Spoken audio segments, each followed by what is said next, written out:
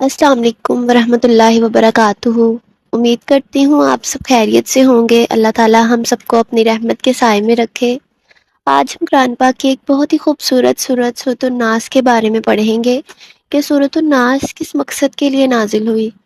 سورۃ الناس قرآن مجید کی آخری سورت، ایسی سورت جو انسان کو ہر مشکل وقت میں اللہ تعالیٰ کی پناہ مانگنا سکھاتی ہے۔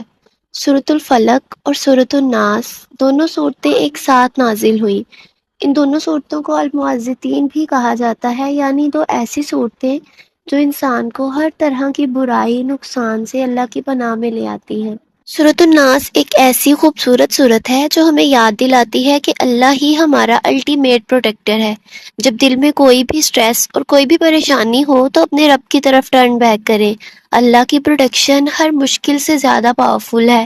یہ صورت ہمیں سکھاتی ہے کہ اپنے فیتھ اور ٹرسٹ صرف اللہ پر رکھیں، کیونکہ ریئل پیس صرف اس کی رحمت سے ملتا ہے۔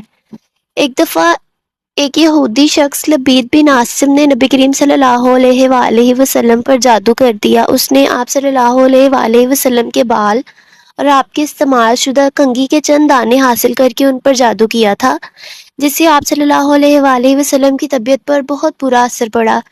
تب اللہ تعالیٰ نے اپنی رحمت سے سورۃ الفلق اور سورۃ الناس نازل فرمائی تاکہ آپ صلی اللہ علیہ وآلہ وسلم کو اس جادو کے شر سے مکمل شفا اور حفاظت مل جائے۔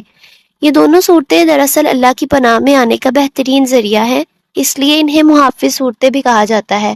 سورۃ الناس کا سب سے گہرا سبق یہ ہے کہ انسان شیطان سے نہیں ہارتا، بلکہ وہ اپنے اندر غلط مان لی گئی آواز سے ہارتا ہے، اور سورۃ الناس یہی سکھاتی ہے کہ وہ چیز جو تمہیں اللہ سے دور کرتی ہے وہ سب سے پہلے تمہارا اپنا نفس ہے۔